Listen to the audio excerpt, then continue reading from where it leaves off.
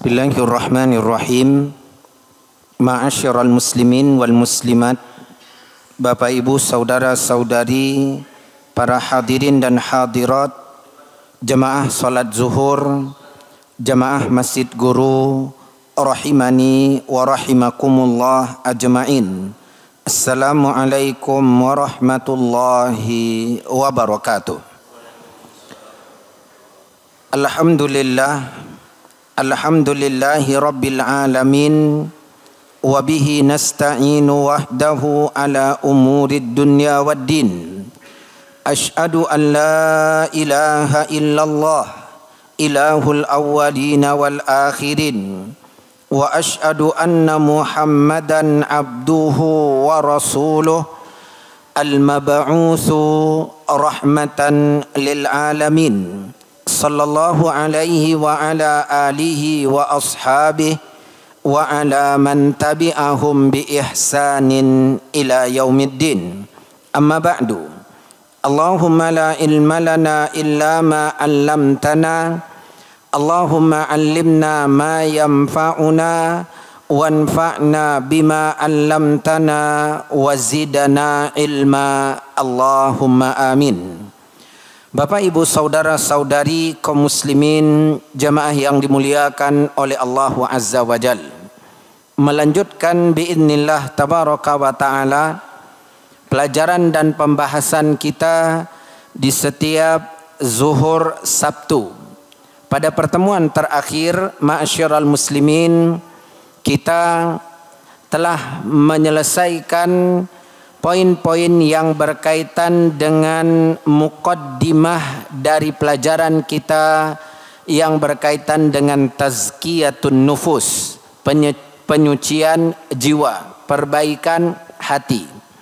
Kemudian kita juga telah membahas sebuah kaedah di dalam melakukan penyucian jiwa dan perbaikan diri, di mana para ulama mengatakan al-arifu yasiru ilallahi ta'ala baina musyahadatil minnah wa mutala'ati uyubin nafs. Hamba yang arif, yang bijaksana, dia akan menjalani kehidupannya dengan memperhatikan dua perkara. Yang pertama, dia berusaha melihat nikmat dan karunia yang Allah tabaraka wa ta'ala telah berikan kepadanya. Kemudian yang kedua, dia melihat aib, kekurangan dan kelemahan yang ada di dalam dirinya, di mana dia belum mampu untuk mensyukuri nikmat Allah Azza wa Jalla sebagaimana mestinya. Dengan melihat dan mengingat nikmat Allah tabaraka wa ta'ala, akan mampu mengantarkan hamba bersyukur dan terus bersyukur serta memperbaiki kebersyukurannya. Dan dengan melihat aib, kelemahan dan kekurangan yang ada di dalam dirinya, maka hamba akan terdorong memperbanyak taubat dan istighfar kepada Rabb-Nya. Bila kita perhatikan, ma'asyiral muslimin, dua perkara ini, melihat dan mengingat nikmat Allah, kita imani, kita akui, tak ada satupun kebaikan dan kenikmatan kecuali anugerah dan karunia dari Allah. Lalu kedua, kita lihat aib, kekurangan yang ada pada diri kita. Kita belum mampu mensyukuri nikmat Allah Azza wa Jal. Mungkin sekedar ucapan alhamdulillah, iya, mengalir dari lisan kita, tapi dalam hati belum begitu meyakini. Terkadang kita menyandarkan sesuatu lebih kepada usaha kita. Ini karena saya, ini karena kerja keras saya, ini karena kepintaran saya. Atau kaum muslimin, kita tidak pernah mau mengaku bahwa nikmat Allah ini belum mampu kita kelola sebagaimana yang Allah Azza wa Jalla inginkan dari setiap kita. Ini ma'asyiral muslimin, dua perkara yang ternyata tercantum di dalam zikir pagi dan zikir sore, di dalam untaian doa yang bernama Sayyidul Istighfar. Ya, dari namanya saja sudah menggambarkan kaum muslimin bagaimana isi dan kandungannya. Sayyid, dia pemimpin, ya, dia penghulu istighfar. Ini penghulunya istighfar. Yang mau beristighfar kepada Allah, inilah bacaan terbaik yang dia baca. Yang mau minta ampun kepada Allah Azza wa Jalla, inilah sebaik-baik doa dan munajat dia. Nabi SAW di dalam Sayyidul Istighfar itu menyebutkan sebuah penggalan berupa pengakuan, i'tiraf dari seorang hamba di hadapan Rabbnya. Abu ulaka bi ni'matika alayya wa abu ulaka bi dzambi. Abu ulaka bi ni'matika alayya. Ya Allah, di hadapanmu ku akui semua yang ada ini adalah nikmat-Mu. Semua yang ada ini adalah pemberian-Mu. Hamba hanya mengambil sebab, ya Allah, keluar pagi pulang sore, itu dalam rangka berikhtiar, berusaha mengambil sebab. Tapi nikmat siapa yang mendekatkannya kepada hamba? Nikmat siapa yang menghadirkannya di hadapan hamba? Engkaulah ya Allah. Abu ulaka bi ni'matika alayya. Ini ma'asyiral muslimin berarti melihat dan mengingat semua nikmat anugerah dari Allah. Lalu kemudian lanjutannya, wa abu ulaka bi dzambi. Dan aku juga mengakui di hadapanmu ya Allah dosaku, kesalahanku, kekhilafanku. Ya, kata ba'a di dalam bahasa Arab itu bermakna ma'asyiral muslimin, dia memikul sesuatu yang tidak dia senangi. Jadi kita tuh seakan-akan mengatakan di hadapan Allah, wa abu ulaka bi dzambi, dan ku akui di hadapanmu ya Allah dosaku, kesalahanku yang mana aku sendiri sulit untuk menjauhinya, yang mana aku sendiri tak pernah menyukainya. Ini dalam maknanya. Ternyata mengantarkan kita kepada kearifan dan kebijaksanaan di dalam menjalani kehidupan dan menata pribadi kita. Dalam penggalan ini kita belajar tentang dua perkara tadi. Ingat nikmat Allah Azza wa Jalla agar kita dapat bersyukur kepadanya. Ingat akan dosa dan kesalahan kita agar kita selalu meminta maaf dan ampun kepada Allah Azza wa Jalla. Kaedah ini ma'asyiral muslimin, di dalamnya juga tersirat perintah untuk melakukan sebuah cara dalam mendapatkan kesucian jiwa. Perkara tersebut bernama al-muhasabah. Muhasabah ma'asyiral muslimin, bila kita perhatikan secara makna, artinya adalah menghitung, memeriksa, mengoreksi, dan juga maknanya mengaudit. Berarti secara terperinci itu, ya, kita melihat diri kita. Nah, kaum muslimin, Allah di dalam Al-Quran di surat Al-Hasyr ayat yang ke-18, Allah telah berfirman, ya ayyuhalladzina amanu, wahai orang-orang yang beriman, ittaqullah, bertakwalah kalian kepada Allah, wal tandur nafsum ma qaddamat lighad. Setiap jiwa harus memeriksa bagaimana keadaan dirinya, bagaimana keadaan hatinya. Karena hati ini ma'asyiral muslimin, jiwa kita ini akan kembali ke hadapan Allah Azza wa Jalla. Raga kita, tubuh kita ini ketika meninggal dunia ditanam di dalam lahat, di dalam kuburan. Yang akan kembali kepada Allah adalah jiwa. Itu pentingnya kita memeriksa, melihat bagaimana keadaan jiwa kita. Allah suruh jangan tertipu dan jangan terpedaya.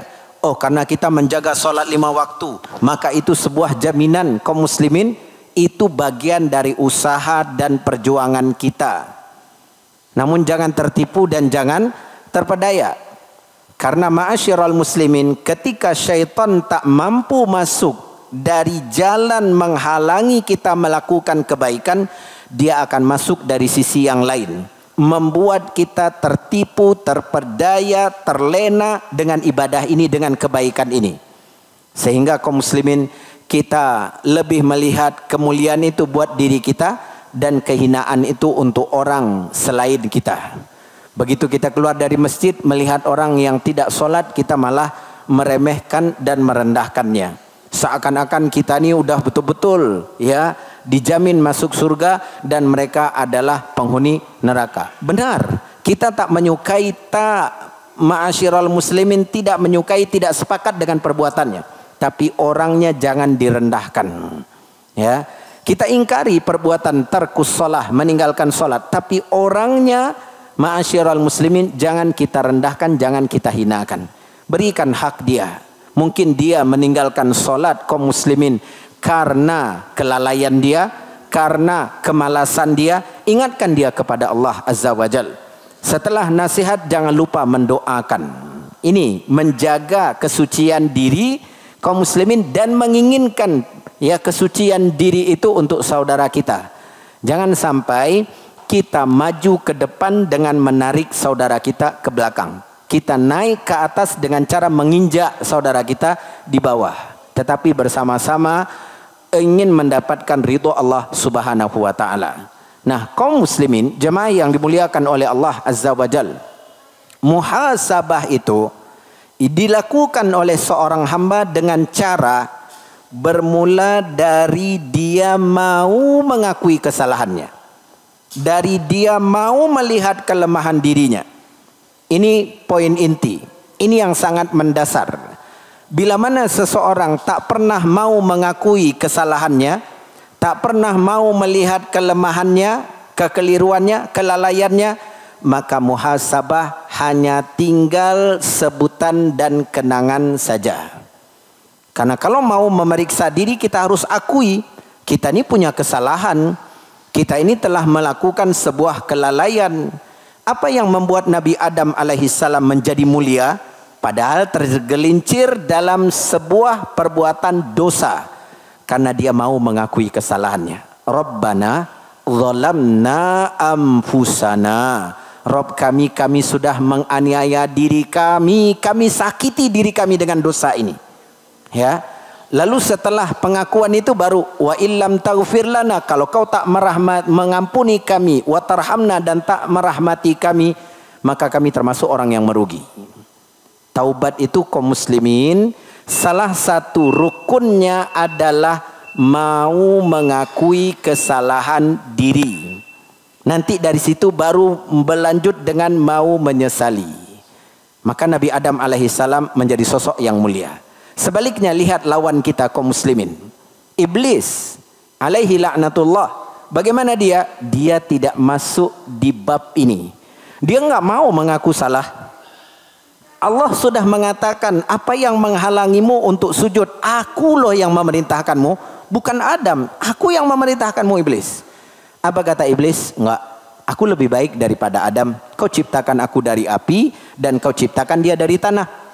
Lalu kemudian Allah beri peringatan lagi, kalau begitu kau sombong, keluar kau dari surga. Surga ini bukan tempat orang-orang yang sombong. Apa kata Iblis? Oke. Qala Rabbi bima aghwaytani. Rabbku, karena kau telah mempermainkanku, karena kau telah memperdayaku, sehingga begini jadinya, tolong kabulkan permintaanku. Anzirni ila yaumi yub'atsun. Panjangkan umurku sampai hari kiamat. Coba lihat kaum muslimin, kesalahan tidak dia akui, tapi permintaannya menjadi-jadi. Masih bisa minta kepada Allah. Dan diperparah lagi kata para ulama, kesalahan itu dia sandarkan kepada Allah. Ya, kau yang memperdayaku, kau yang mempermainkanku. Nah, ini ma'asyiral muslimin, orang yang meniru perbuatan iblis, dikhawatirkan kesombongan akan terus mengiringi dia. Dan surga bukan tempat orang-orang yang sombong. Ma'asyiral muslimin, rendahkan diri kita di hadapan Allah Azza wa Jalla. Berbisiklah kepada Allah dalam doa kita. Kita punya banyak salah, dan rincikan kesalahan kita kaum muslimin. Tidak mengapa untuk lebih merendahkan diri di hadapan Allah. Kepada manusia, akui kesalahan kita. Hanya kepada pihak yang telah tersakiti dan terzalimi, datang untuk minta maaf dan mendapatkan penghalalan darinya. Orang yang tak pernah mau mengakui kesalahannya, dia akan terus-menerus berada di dalam kehinaan diri. Barakallahu fikum jami'an wa jazakumullahu khaira. Wassalamualaikum warahmatullahi wabarakatuh.